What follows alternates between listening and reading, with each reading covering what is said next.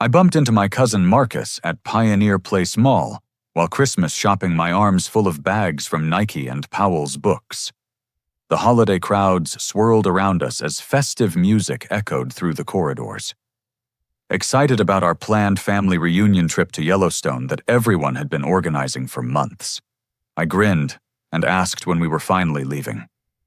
Marcus looked genuinely confused, his face scrunching up like he was solving a complex math problem. Then he dropped the bombshell that shattered my world. The entire extended family had gone last month without me. My stomach dropped as I realized I had contributed $4,500 toward the vacation fund through my Aunt Carol. Standing frozen while shoppers brushed past me, I pulled out my phone with trembling hands. My fingers shook as I dialed Aunt Carol's number, stepping away from the busy mall corridor into a quieter alcove near the food court.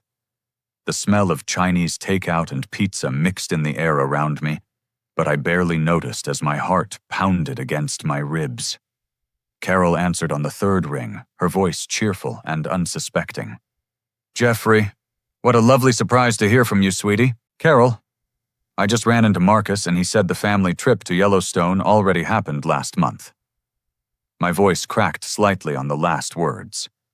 There was a pause, and I could hear her television in the background playing what sounded like a game show. When she spoke again, her tone had shifted to something more guarded. "Oh, honey, didn't you get my texts about the change of plans? We had to move the dates up because of Rose's doctor appointments. I sent you several messages explaining everything." I frantically scrolled through my phone, checking every conversation thread, every text message from the past 2 months. Nothing. Not a single message about date changes or new plans. "Carol, I don't have any texts from you about this. My phone shows our last conversation was 3 weeks ago, when you confirmed my final payment." Another pause, longer this time. I could hear her moving around, perhaps walking to another room. "Well, that's strange. Technology these days, you know how unreliable it can be. But yes, we did have to adjust the timeline. Your grandmother Rose felt it would be better for everyone if we went when the weather was more predictable." "What happened to my $4,500? "Oh, that money went toward the group expenses, just like we planned. Everything worked out beautifully. The family had such a wonderful time bonding together." Her evasiveness sent alarm bells ringing in my head. Carol had always been direct about financial matters, organizing family events with military precision for as long as I could remember. This vague response felt completely out of character. What specific expenses? The camping fees we discussed were only about $1,500 total for the whole group. "Jeffrey, honey, you sound upset. I think you're overreacting to a simple scheduling mix-up. These things happen in large families. The important thing is that everyone had a lovely time, and your contribution helped make that possible." The dismissive tone in her voice made my chest tighten. I ended the call and immediately dialed my sister, Emma, who lived just outside Eugene near our parents. She answered quickly, but her voice sounded strained. "Jeff, is everything okay? Emma, did you know about the Yellowstone trip happening without me?" The silence stretched so long I thought the call had dropped. Finally, she sighed deeply. "Jeffrey, I wanted to tell you, but Rose made everyone promise not to say anything. She said it would just upset you unnecessarily." "Upset me, Emma. I paid $4,500 for that trip." "I know, and I felt terrible about it. But you know how Rose gets when people go against her wishes. She threatened to exclude anyone who told you from future family gatherings." My sister's voice carried genuine guilt, but also fear. Rose had been the family matriarch since our grandfather passed away 5 years earlier, and her word was essentially law at family functions. "Why was I excluded, Emma? What did I do wrong?" Another long pause. When Emma spoke again, her voice was barely above a whisper. "Rose said you were going through too much with the divorce and moving to Portland. She convinced everyone that you weren't emotionally stable enough to enjoy a family vacation, and that including you would bring down the mood for everyone else." The words hit me like physical blows. My divorce from Sarah had been finalized 8 months earlier, and while it had been difficult, I was doing well. I had a successful graphic design business, a nice apartment in Portland's Pearl District, and had been looking forward to reconnecting with family. "Emma, that's not true. I've been doing great. I was excited about spending time with everyone." "I know that, Jeff. But Rose painted a different picture. She said you'd been calling her crying about Sarah talking about how lost you felt asking for money." None of that was true. I hadn't asked anyone in the family for money, and I'd spoken to Rose exactly twice since the divorce, both brief and pleasant conversations about holiday plans. "Did you see any of this supposed behavior yourself?" "No, but Rose was so specific about the details. She said you'd been drinking too much, staying up all night calling family members to complain about your problems. She made it sound like you were having some kind of breakdown." My mind raced as I tried to process this information. Rose had apparently constructed an entire false narrative about my mental state to justify excluding me from the family trip. "Emma, where did they stay? We had planned to camp at Grant Village." Another guilty silence. "They used your money to upgrade to rooms at the Old Faithful Inn. Rose said since you weren't coming, the family deserved to be more comfortable. They had individual suites overlooking the geyser." The betrayal cut deeper with each revelation. Not only had I been excluded, but my money had been used to give my family a luxury experience while I worked overtime at my design firm, believing I was contributing to a camping trip we'd all enjoy together. "Did they post photos?" "Yes, but they blocked you from seeing them on social media. Rose insisted on that too." I felt dizzy standing there in the mall, surrounded by holiday shoppers, enjoying their day while my world crumbled. The family I'd been desperately trying to stay connected to despite the geographic distance had deliberately excluded me and stolen my money to fund their betrayal.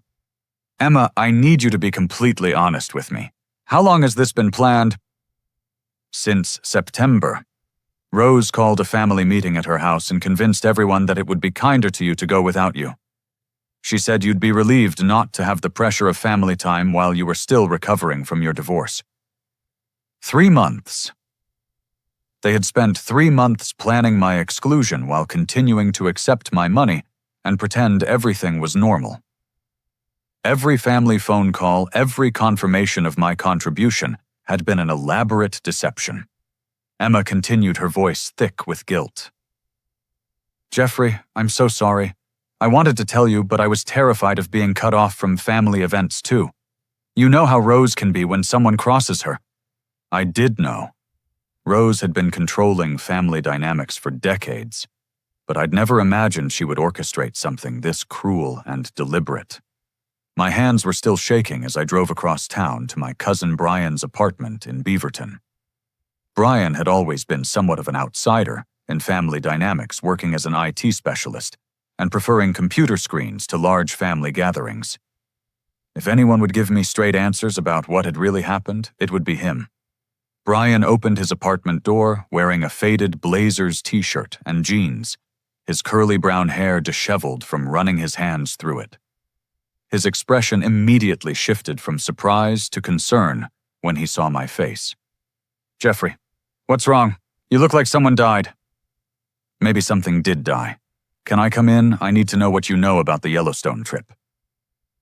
Brian's apartment reflected his personality, clean, organized, with multiple computer monitors glowing on a large desk in the corner. He gestured for me to sit on his black leather couch while he grabbed 2 bottles of Coca-Cola from his refrigerator. "I wondered when this conversation would happen," he said, settling into his desk chair and turning it to face me. "You knew I was excluded." "I knew, and I've been documenting everything." Brian pulled out his phone and opened a recording app. "Jeffrey, what I'm about to show you is going to make you angry, but you need to know the truth about what's been happening in this family." My stomach clenched as Brian scrolled through his phone. "What do you mean documenting?"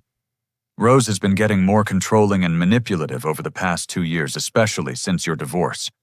I started recording family conversations because I had a feeling something like this would happen eventually."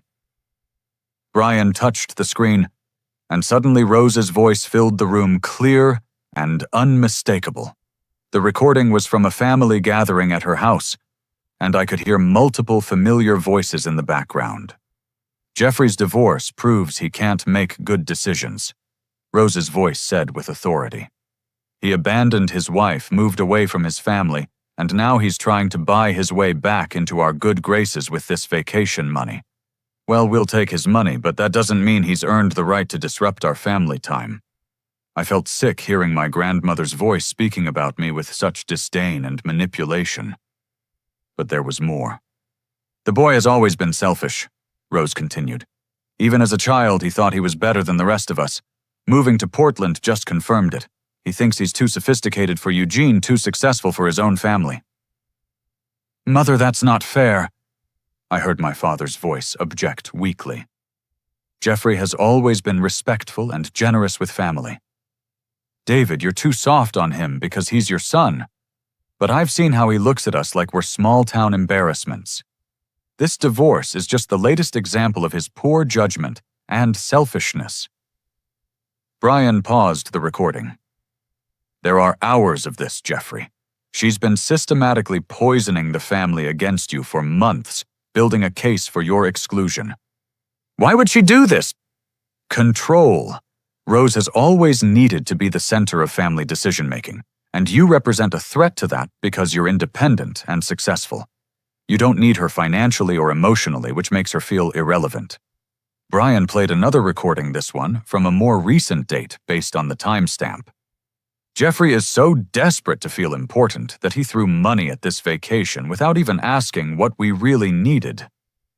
Rose's voice continued her character assassination. $4,500 like he's showing off his big city success.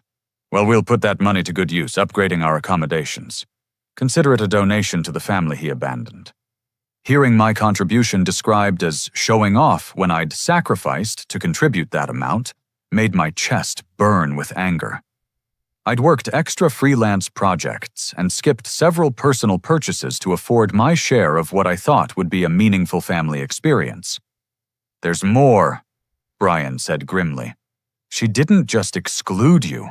She specifically planned to use your money for upgrades while making sure you couldn't participate. The next recording was even more damaging. Rose's voice was instructing Aunt Carol on how to handle my continued payments. Keep accepting Jeffrey's money, but don't give him any real details about the planning. If he asks questions, just say everything is being handled, and he'll get information closer to the departure date. The boy is so eager to please and be included that he won't push too hard. Isn't that dishonest, Rose? Carol's voice sounded uncertain. It's practical. Jeffrey needs to learn that family loyalty isn't something you can buy your way back into. His money will give the rest of us a nice vacation, and maybe the lesson will help him become less selfish in the future. I stared at Brian in disbelief. She planned this for months, continuing to take my money while having no intention of including me. Gets worse. She also convinced your parents that excluding you was for your own good, that you were too emotionally fragile for family time. But listen to what she said when they weren't around. Brian played a recording where Rose was talking to what sounded like Marcus and Aunt Carol. Jeffrey isn't fragile at all. He's thriving in Portland, which is exactly the problem. He's gotten too big for his britches, too independent. This exclusion will remind him that family matters more than his fancy city life and design business success. The manipulation was breathtaking in its cruelty and calculation. Rose had convinced some family members I was too weak to handle a vacation, while simultaneously resenting me for being too strong and independent. Brian, why didn't you warn me? I tried to be subtle about it, asking if you'd heard from the planning committee mentioning that I hadn't received detailed itineraries. I was hoping you'd pick up on the hints, but Rose was so good at controlling information flow. Brian showed me text message screenshots where he'd tried to alert me indirectly, messages I now realized were attempts to help me discover the truth before it was too late. There's one more thing you need to know. Brian said, his voice growing more serious. This isn't just about control or personality conflicts. I think Rose has been stealing money from the family for years. What do you mean? She's always been secretive about family finances, claiming to manage money for everyone's benefit. But some of her stories don't add up. She's been talking about being financially stressed while somehow always having money for expensive purchases and home improvements. Brian pulled up a notebook on his computer where he'd been tracking inconsistencies in Rose's financial claims. She told your parents she needed help with medical expenses, but I've never seen her struggle to pay for anything. She told Aunt Carol the family trust from your grandfather was depleted, but she's been making references to money that suggests otherwise. The possibility that Rose's manipulation extended beyond emotional control to financial theft made my hands clench into fists. If she was stealing from family members while painting herself as a struggling elderly woman, this was about much more than a vacation. Jeffrey, I think your exclusion from this trip wasn't just about control. I think Rose was afraid you might start asking questions about family finances that she doesn't want to answer. The drive back to Eugene felt like traveling into a storm I'd been avoiding my whole life. Armed with Brian's evidence and recordings, I knew I couldn't let this betrayal stand without confrontation. But I also understood that challenging Rose meant potentially losing my relationship with my entire family. Sunday dinner at my parents' house had been a tradition for years, even after my move to Portland. I'd driven down monthly to maintain connections, bringing wine or dessert, helping with yard work, trying to bridge the geographic distance with consistent presence. Today would be different. My parents lived in a modest ranch-style home in a quiet neighborhood near the University of Oregon campus. The familiar sight of my father's Toyota pickup in the driveway and my mother's garden gnomes lining the walkway usually brought comfort. Today, everything felt tainted by deception. I knocked instead of using my key, a small but significant change that announced this wasn't a normal family visit. My mother, Linda, opened the door, her graying hair pulled back in her usual Sunday ponytail, wearing the floral apron I'd given her for Mother's Day 2 years earlier. Jeffrey, what a wonderful surprise. We weren't expecting you today. I need to talk to the family about the Yellowstone trip. Her face immediately changed, the warmth draining from her expression, and replaced by something that looked like panic. Oh, honey, let's not spoil dinner with old news. Come in and tell us about your design projects. Mom, this is important. I know what happened and we need to discuss it honestly. The living room contained the usual Sunday gathering. My father David reading the Register Guard in his recliner, Grandmother Rose seated regally on the sofa with her knitting Aunt Carol, sorting through what looked like family photos at the coffee table, and my sister Emma with her husband Tyler sharing the love seat.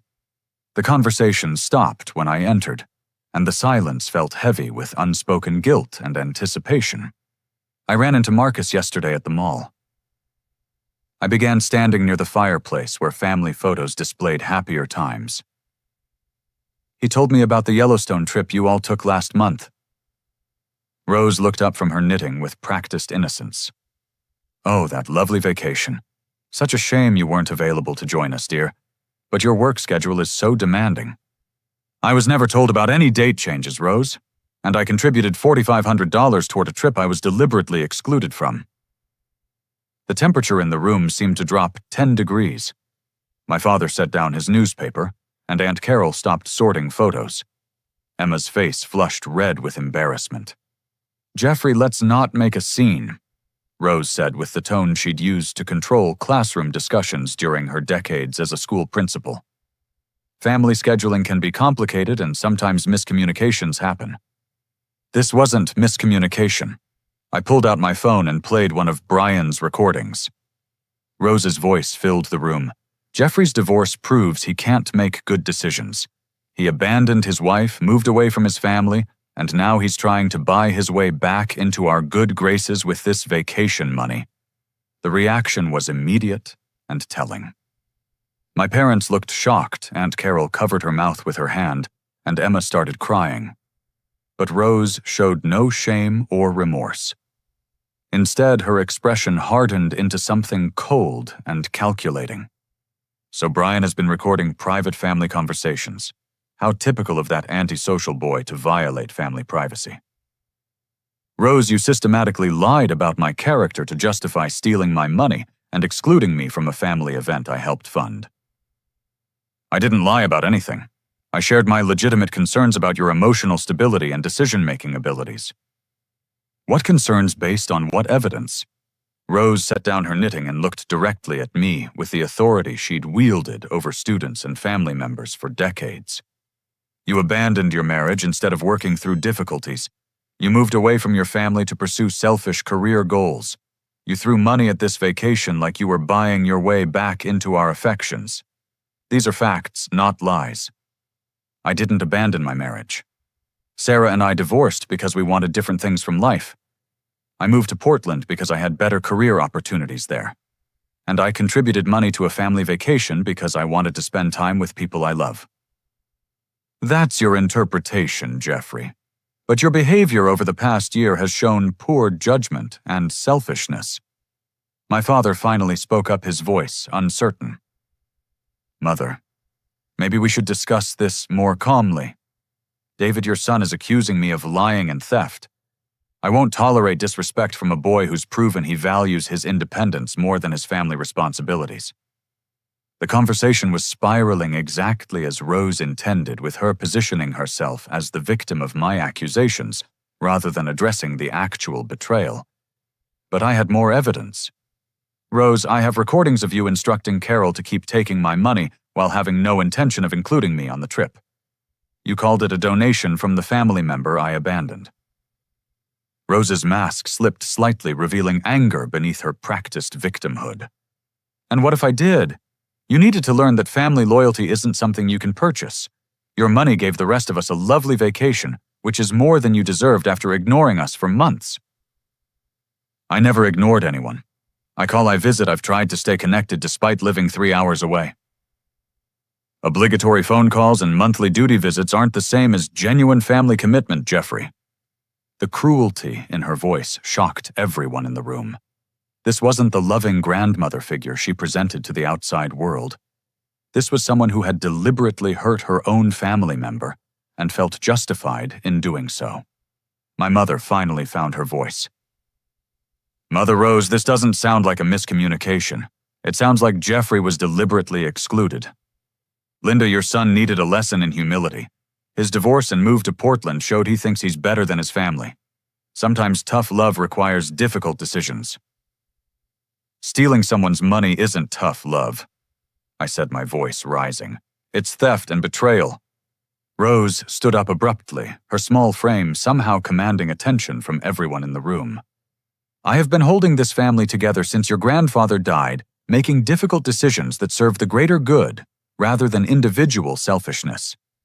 If you can't appreciate the sacrifices I've made, perhaps you should reconsider whether you belong in this family at all. The threat was clear and calculated. Rose was essentially saying that questioning her actions meant risking expulsion from family relationships entirely. I could see the fear in my parents' faces as they realized they might be forced to choose between their son and the woman who controlled family dynamics. But Rose wasn't finished. She walked to a drawer in the side table and pulled out a small notebook. Since we're sharing private information today, perhaps the family should know about some of Jeffrey's other concerning behaviors. She opened the notebook and began reading entries that made my blood run cold. September 15th.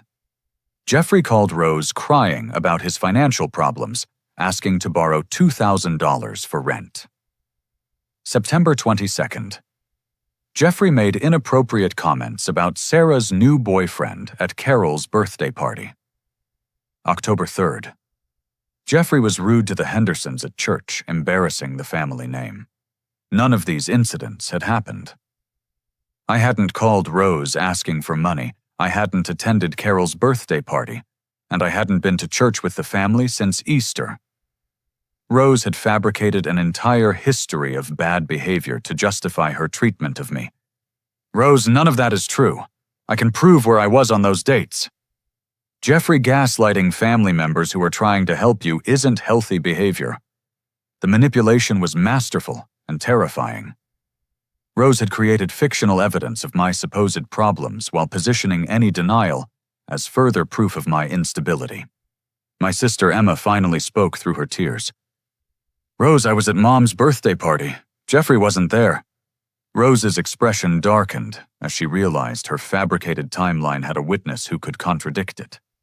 Emma, your memory might be confused. Family events can blur together over time. No Rose. Jeffrey sent a beautiful card and flowers, but he wasn't physically present because he was working on a major client project. I remember because we talked about missing him. The first crack appeared in Rose's armor, as Emma's testimony directly contradicted the fabricated evidence.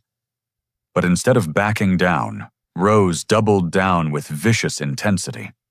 Well, perhaps this family gathering will help everyone understand exactly who Jeffrey really is. Someone who records private conversations, accuses elderly family members of theft, and disrupts family harmony with selfish demands for attention. The room erupted in competing voices as family members began taking sides, some defending Rose's version of events, while others questioned her increasingly obvious manipulation. But I realized this confrontation had revealed something much more serious than vacation planning deception. Rose had been systematically constructing false narratives about my character for months, possibly years, laying groundwork for my eventual exclusion from family relationships. The Yellowstone trip was just the beginning of a larger campaign to remove me from family dynamics entirely. The family dinner had ended in chaos, with my parents torn between their son and the woman who'd controlled their family decisions for years. I left Eugene feeling emotionally drained, but determined to understand the full scope of Rose's manipulation. Brian's recordings had revealed financial irregularities that needed professional investigation. Monday morning found me in the downtown Portland office of Jake Harrison, a family law attorney I'd met through professional networking events. Jake's office overlooked the Willamette River with floor-to-ceiling windows that normally would have impressed me. Today, I barely noticed the view as I spread out the evidence of Rose's deception across his conference table. Jake was about my age, with prematurely gray hair that gave him an air of wisdom beyond his years. He'd built a reputation handling complex family financial disputes, particularly cases involving elder abuse and inheritance manipulation. Jeffrey, what you're describing sounds like financial exploitation possibly rising to the level of criminal fraud, Jake said, after reviewing Brian's recordings and my financial documentation. But I suspect there's more to this story than vacation money. What do you mean? Your grandmother's behavior patterns suggest someone who's been manipulating family finances for much longer than just this trip.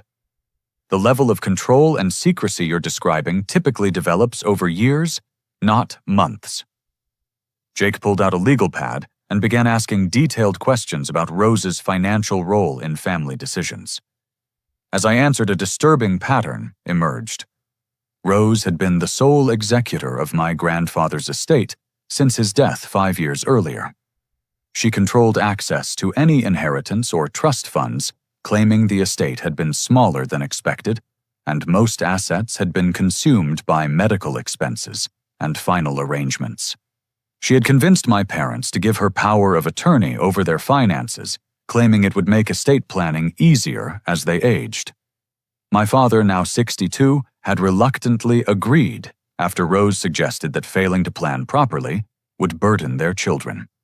Rose had organized and controlled funding for all major family events over the past several years, always collecting money from family members, but never providing detailed accounting of how funds were used. Jeffrey, I think we need to bring in a forensic accountant to examine your family's financial situation more closely. What you're describing suggests systematic financial abuse. Is that really necessary? I just want my vacation money back and an apology. Trust me on this. Your grandmother's behavior indicates someone who's been operating a long-term financial manipulation scheme. If we're right, this vacation incident is just the tip of the iceberg. Jake recommended Patricia Chen, a forensic accountant who specialized in family financial fraud cases. Within 3 days, Patricia had begun a comprehensive analysis of available financial records related to Rose's management of family money. The results were staggering.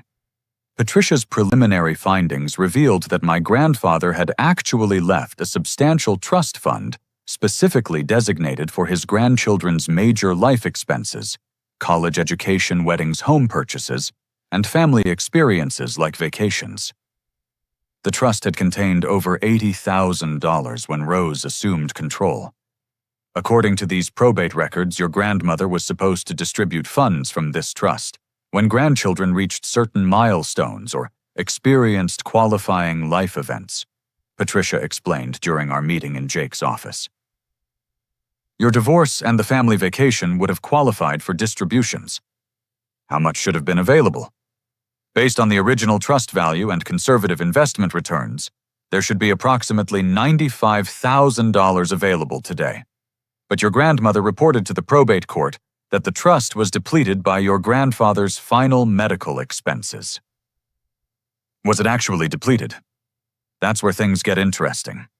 The medical expenses Rose claimed don't match the insurance records or hospital billing statements I've been able to access. She appears to have fabricated significant medical costs to justify depleting the trust. Patricia showed me a complex spreadsheet comparing Rose's reported expenses against actual documented costs. The discrepancies were enormous and systematic. Where did the money actually go? Based on bank records I've subpoenaed, your grandmother has been using trust funds for personal expenses over the past 5 years. Home improvements, luxury purchases, vacation travel, and cash withdrawals that can't be accounted for with legitimate expenses. The scope of theft was breathtaking. Rose had stolen nearly the entire inheritance my grandfather had intended for his grandchildren, while convincing the family she was struggling financially and needed their support. But Patricia had discovered something even more disturbing. Jeffrey, your grandmother's financial manipulation extends beyond the trust fund. She's been systematically stealing from multiple family members using her power of attorney and her position as financial coordinator for family events. Patricia presented evidence showing that Rose had been withdrawing money from my parents' retirement accounts without authorization using forged signatures and falsified documents. She had convinced Aunt Carol to take out loans for family events instead of using available family funds that Rose was secretly controlling. Most shocking of all, Rose had been operating a sophisticated check-kiting scheme, using her access to multiple family bank accounts to cover unauthorized withdrawals and mask the theft of funds across several years. How much money total? Preliminary estimates suggest your grandmother has stolen approximately $130,000 from various family members over the past 8 years. The number was so large I had trouble processing it. Rose had been systematically robbing her own family while positioning herself as their financial protector and advisor. Patricia, there's something else, Jake interjected.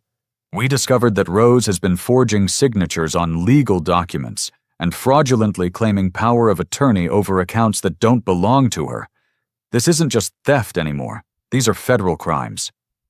The investigation had uncovered evidence that Rose had been intercepting mail sent to family members, preventing them from receiving bank statements and financial documents that would have revealed her manipulation. She had convinced several family members that their financial struggles were due to poor market performance or unexpected expenses, when in reality she was stealing their money. Why hasn't anyone noticed? I asked. Your grandmother is extremely sophisticated in her manipulation techniques, Patricia explained. She's been gaslighting family members about their financial situations, convincing them that questioning her management would hurt her feelings or damage family relationships. She's used emotional manipulation to prevent financial oversight. Patricia had also discovered that Rose had been blackmailing family members with fabricated secrets, using threats of embarrassment or family exclusion to prevent them from examining financial records too closely. The evidence included forged documents, falsified expense reports, and email communications, where Rose had been coordinating her deception across multiple family relationships simultaneously. Jeffrey, your exclusion from the family vacation wasn't just about control, Jake concluded. Your grandmother was afraid that including you might lead to questions about family finances that she couldn't answer. You represent the biggest threat to her financial schemes, because you're educated, successful, and independent enough to investigate discrepancies. The realization hit me like a physical blow. My supposed emotional instability and family disloyalty had been fabricated specifically to discredit me in advance of any financial investigations. Rose had been preparing for months to paint me as an unreliable source if I ever discovered her theft. What do we do now? We present this evidence to the district attorney's office and pursue criminal charges for financial fraud, forgery, and elder abuse, Jake replied grimly. Your grandmother has been operating a criminal enterprise targeting her own family members. Working with Jake and Patricia over the following weeks felt like excavating a crime scene that had been carefully buried for years.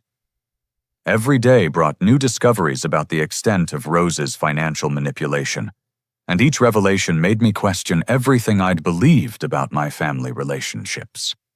Patricia's forensic analysis had expanded to include bank records, tax documents, and legal filings spanning the entire 5 years since my grandfather's death.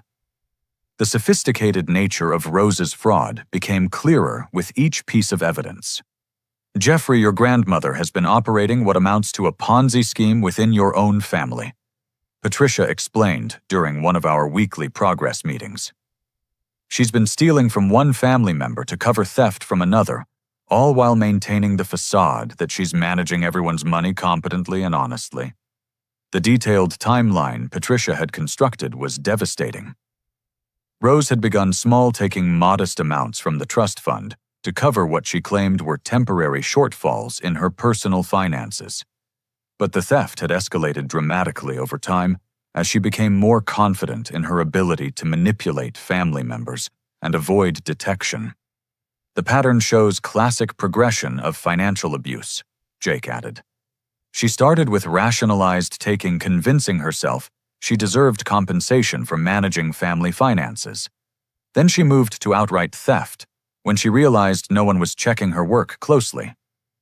Patricia showed me a complex flowchart mapping how money had moved between various family accounts under Rose's control. The web of manipulation was staggering in its complexity and cruel in its target selection. She's been particularly targeting family members who trust her most, Patricia noted. Your parents, Aunt Carol, and even some of your cousins have been systematically victimized because they believed in her integrity and competence. The investigation had revealed that Rose created fake invoices for family events, inflating costs by thousands of dollars and keeping the difference. The Yellowstone trip was just the most recent example of this pattern, where she had collected money from family members for camping expenses, but used those funds for luxury accommodations, while excluding contributors who might ask questions. But Patricia had uncovered something even more sinister. Rose had been deliberately creating financial problems for family members in order to position herself as their savior. She convinced your Aunt Carol to take out a home equity loan for family emergencies while she was secretly controlling Carol's savings account, Patricia explained. Then she offered to help Carol manage the loan payments, giving her access to even more of Carol's money. The psychological manipulation was as sophisticated as the financial fraud. Rose had been systematically undermining family members' confidence in their own financial judgment while positioning herself as the only person competent to manage family money. Jake had brought in Detective Sarah Williams from the Financial Crimes Unit to review the evidence we'd compiled. Detective Williams specialized in complex family fraud cases and had seen similar patterns before. This is one of the most comprehensive family financial abuse cases I've encountered, Detective Williams said during our meeting at Jake's office. The suspect has been operating a sophisticated criminal enterprise over multiple years, targeting vulnerable family members through emotional manipulation combined with financial fraud. Detective Williams explained that Rose's crimes were particularly serious because they involved elder abuse elements combined with organized financial fraud. The forged documents and mail interception elevated the charges to federal jurisdiction. We're looking at potential charges including mail fraud, financial exploitation of vulnerable adults, forgery identity theft, and organized financial crime, Detective Williams continued. If convicted on all counts, she could face significant prison time.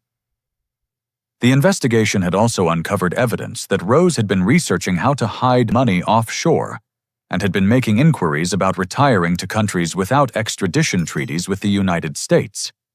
She hadn't just been stealing money. She'd been preparing to flee with the stolen funds. "Detective Williams, what should we expect when we confront her with this evidence?" I asked. "Based on similar cases, she'll likely deny everything initially, then try to minimize the scope of her actions, then finally attempt to justify her behavior as being for family benefit." Financial abusers often believe their own rationalizations and struggle to accept responsibility, even when confronted with overwhelming evidence. Jake had been coordinating with the district attorney's office to prepare formal charges. The scope of evidence had grown so large that prosecutors were considering bringing in federal authorities to handle aspects of the case that crossed state lines. "Jeffrey, there's something else you need to know," Jake said seriously. "We've discovered that your grandmother has been planning to leave the state permanently. She's been liquidating hidden assets and making arrangements that suggest she was preparing to disappear with stolen family money. Patricia showed me records indicating that Rose had been converting stolen funds into cashier's checks and money orders classic preparation for financial flight. She had also been making inquiries about selling her house quickly and had been researching retirement communities in Arizona that didn't require extensive background checks. She's been planning this for months, possibly years," Patricia continued. "The Yellowstone trip exclusion might have been her final test of whether family members would question her financial management. When no one seriously challenged her, she probably felt confident enough to proceed with her escape plan. The revelation that Rose had been preparing to abandon the family after stealing everything she could was perhaps the most hurtful discovery of all. This wasn't impulsive theft or gradual moral decline. This was calculated long-term planning to betray everyone who trusted her. Detective Williams had obtained search warrants for Rose's house and bank accounts. The search had revealed hidden documents, additional forged papers, and evidence of financial planning that confirmed her intention to flee with stolen funds. We found notebooks detailing her plans to liquidate remaining family assets and disappear to Arizona under a different identity, Detective Williams reported.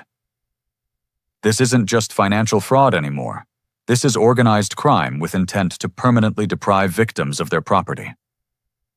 The scope of Rose's planning was breathtaking and terrifying. She had been methodically destroying family relationships while stealing family money, all while preparing to escape and leave her victims to discover the theft after her disappearance. "When do we arrest her?" I asked. "We're coordinating with prosecutors to time the arrest for maximum evidence preservation," Detective Williams replied. "We want to catch her before she can destroy additional evidence or accelerate her escape timeline." Jake warned me that the arrest and subsequent legal proceedings would be emotionally difficult for the entire family. Many family members still believed in Rose's innocence and would struggle to accept the evidence of her betrayal. "Jeffrey, your family is going to go through a grief process similar to mourning a death," Jake explained. "The grandmother they thought they knew essentially never existed. The woman who's been controlling family relationships is a sophisticated criminal who's been systematically victimizing people who loved and trusted her. As we prepared for the confrontation and arrest, I realized that exposing Rose's crimes would heal some family relationships while potentially damaging others. Some family members might never forgive me for initiating the investigation that sent their beloved matriarch to prison, even though that investigation had saved them from continued victimization. But I also understood that allowing Rose to continue her crimes would have eventually destroyed the family anyway. Her theft was escalating, her manipulation was becoming more extreme, and her escape plan would have left everyone devastated and financially ruined. The courage to expose truth, even when that truth was painful and destructive, was the only way to save what could be saved of authentic family relationships. The confrontation took place on a cold November morning at Rose's house. the same location where she had orchestrated months of manipulation against me. Jake had coordinated with Detective Williams to give Rose one final opportunity to confess and cooperate before formal arrest proceedings began. Rose's house sat on a quiet street lined with mature oak trees, their branches now bare in the late autumn air. The modest ranch-style home had always represented stability and family tradition to me. Today it felt like a crime scene. Present for the confrontation were my parents, Aunt Carol, Sister Emma, Cousin Brian, Detective Williams, and myself. Jake remained outside coordinating with backup officers in case Rose attempted to flee or destroy evidence. Rose opened her front door wearing a lavender sweater and her usual confident expression, but I noticed her hands trembling slightly as she recognized the unusual nature of our gathering. My, what a lovely surprise to have so much family visiting at once, she said, her voice maintaining its practiced warmth, despite the obvious tension. We gathered in her living room, the same space where she had hosted countless family celebrations, and where she had systematically planned my exclusion from family relationships. Detective Williams took the lead, introducing herself and explaining the purpose of our visit. Mrs. Rose Patterson, we're here to discuss irregularities we've discovered in your management of family financial affairs over the past several years. Rose settled into her favorite chair, maintaining composure, while her eyes darted around the room, assessing the faces of family members she had manipulated for so long. I'm sure any irregularities are simply misunderstandings. I've always tried to manage family money carefully and honestly. Detective Williams presented a folder containing the key evidence Patricia had compiled: bank records, forged documents, and detailed analysis of the systematic theft Rose had perpetrated. Mrs. Patterson, our investigation shows that you've stolen approximately $130,000 from family members through fraudulent access to their accounts, manipulation of trust funds, and systematic deception about family expenses. Rose's mask began to slip as she realized the scope of evidence against her. Her confident expression shifted to something more calculating as she assessed her options. Detective, I think there's been a misunderstanding. I've been helping my family members manage their finances for years. Sometimes accounting can be confusing to people who don't understand complex financial arrangements. Mrs. Patterson, we have recordings of you explicitly planning to steal money from Jeffrey and exclude him from family events you'd accepted his payment for. Brian stepped forward and played one of the most damaging recordings, where Rose's voice clearly stated her intention to use my money while excluding me from the vacation I'd helped fund. Rose listened to her own voice without showing remorse or surprise. Instead, she seemed to be calculating her next move. Those recordings were made without my permission in my private home. I'm not sure they have any legal validity. Detective Williams explained that the recordings were legally obtained and admissible as evidence of fraud and conspiracy. She then presented the forged documents Rose had created to steal from family trust accounts. Mrs. Patterson, these documents contain your forged signatures on accounts belonging to other family members. This constitutes felony fraud and identity theft. For the first time, Rose showed genuine fear as she realized the criminal charges she was facing. But instead of confessing or showing remorse, she launched into a desperate attempt to justify her actions. Everything I did was for family benefit, she declared, with the authority she had wielded for decades. I've been holding this family together since my husband died, making difficult decisions that serve everyone's long-term interests. You stole money from your own family members while lying to them about their financial situations, my father said, his voice shaking with anger and betrayal. David, you've never understood the complexities of managing family resources. I've been protecting all of you from making financial mistakes that would hurt everyone. Rose's attempt at justification became increasingly desperate as she realized no one was accepting her rationalization. She began attacking individual family members, trying to divide our solidarity. Jeffrey has always been selfish and ungrateful. This whole investigation is his revenge for not being included in a vacation he didn't deserve to attend. Mom, Jeffrey didn't start this investigation for revenge, Emma said firmly. He started it because you stole his money and lied to us about his character for months. Rose's composure finally cracked completely as she realized her decades of family control were ending. She stood up abruptly and began moving towards the kitchen, claiming she needed water.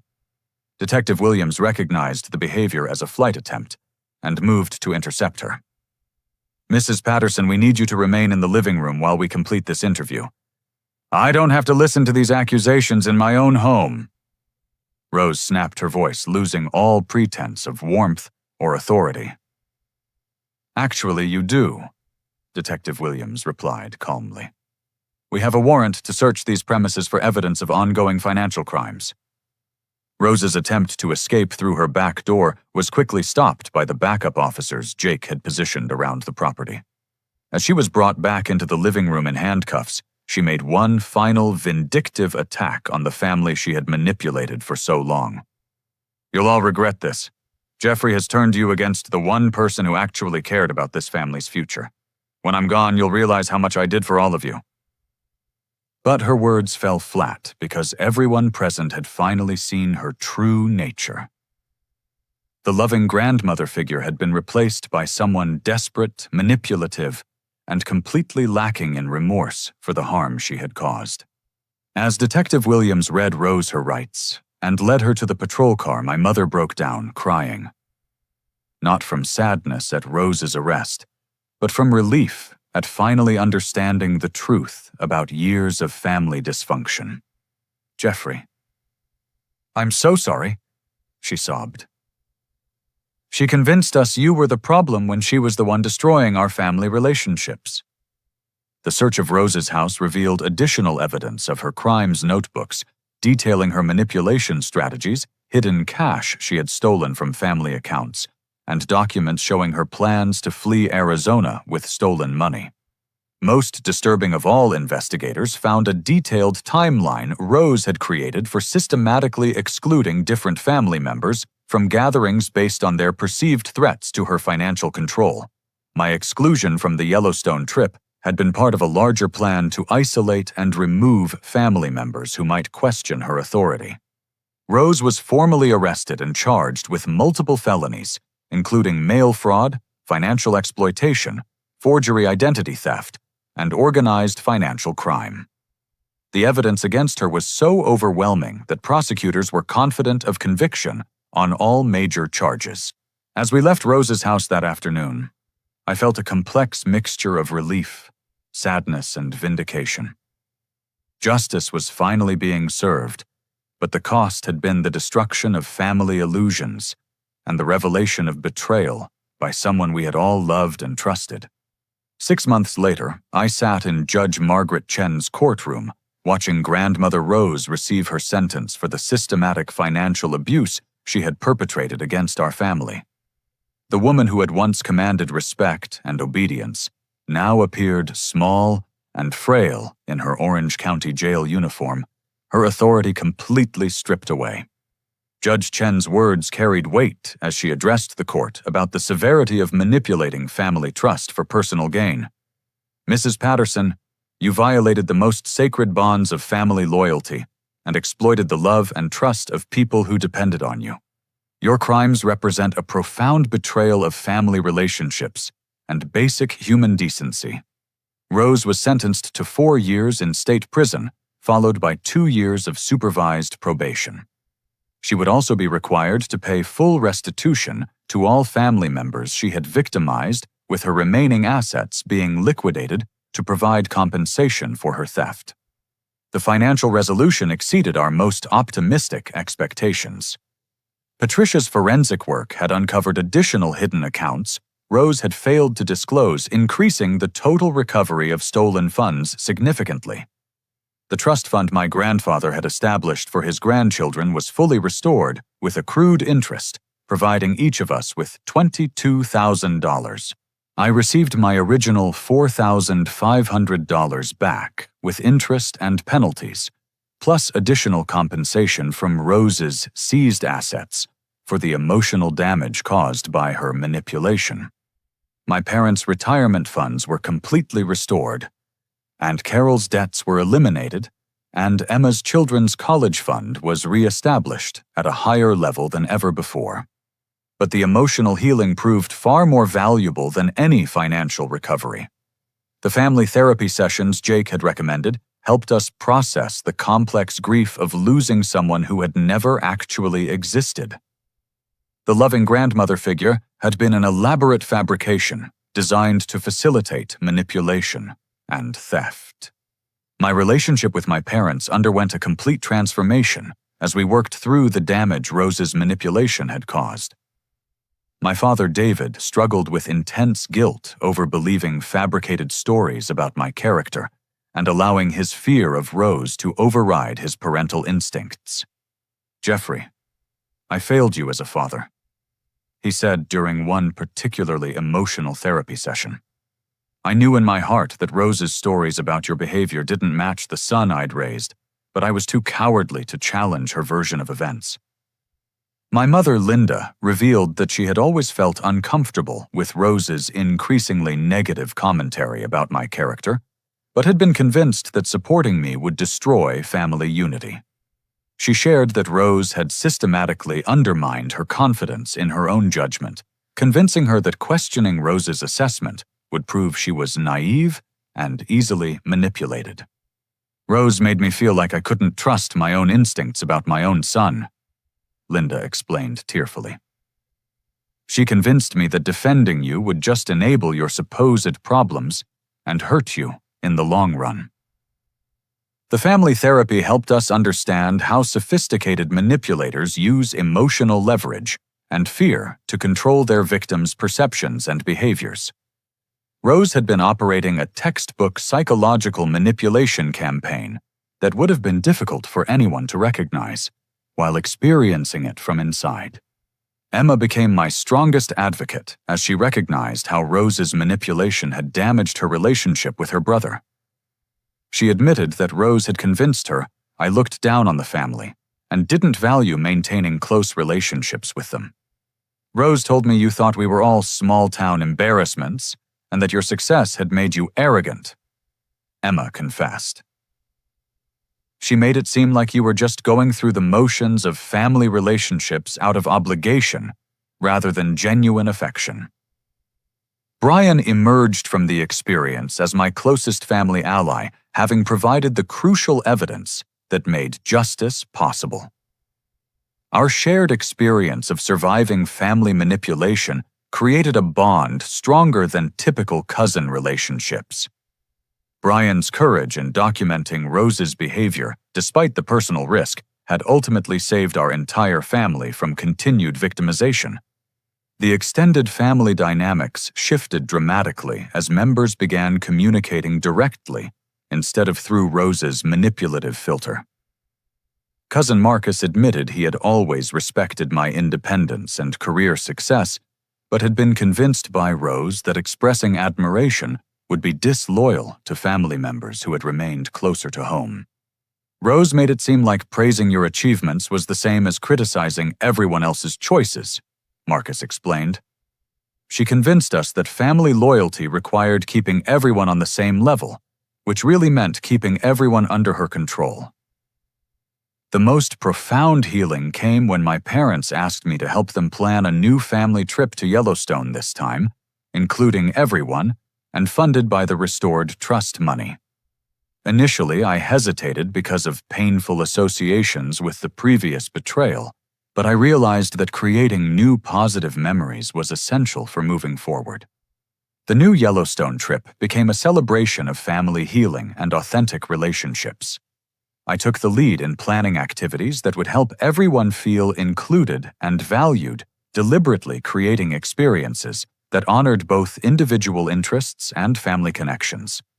We spent 5 days exploring the same landscapes where I had been excluded, but this time every moment was infused with genuine appreciation for each other's company. The experience of hiking together through Grand Canyon of Yellowstone and watching Old Faithful erupt became powerful symbols of our family's resilience and capacity for healing. During a quiet evening around our campfire at Grant Village, my father approached me with tears in his eyes.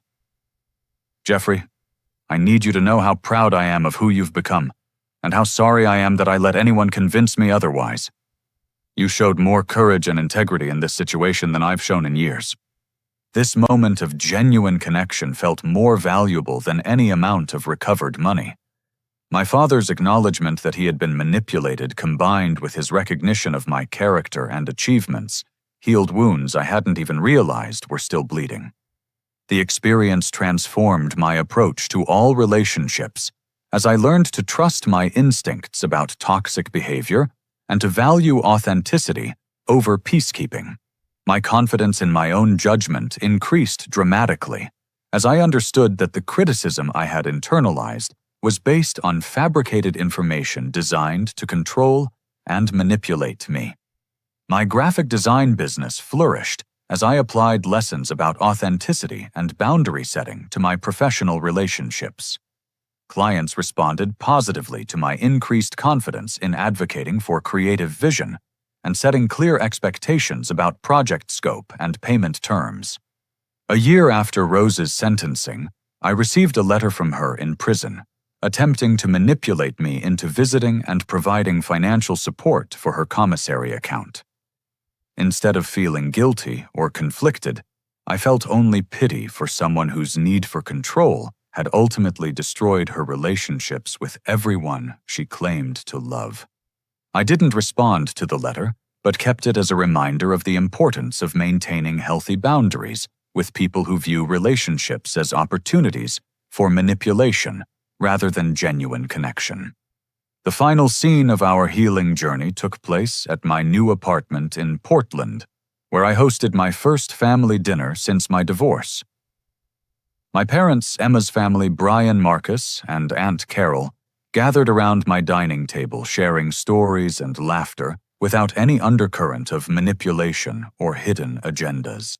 Looking around the table, I realized that exposing Rose's crimes had ultimately given my family the greatest gift possible: the opportunity to build relationships based on truth, mutual respect, and genuine affection, rather than fear and control. Sometimes the most loving thing you can do for people you care about is expose the lies that are poisoning their relationships, even when that exposure is painful and difficult. The courage to stand up for truth, even against family pressure, had ultimately saved not just my own emotional well-being, but had freed my entire family from a toxic dynamic that had been slowly destroying us all. Brian raised his glass in a toast that perfectly captured our journey, to Jeffrey, who loved us enough to tell us the truth, even when the truth was harder than continuing to live with lies. As we clinked glasses around my table, I understood that real family bonds are built on authenticity, mutual support, and shared values rather than obligation, fear, or manipulation.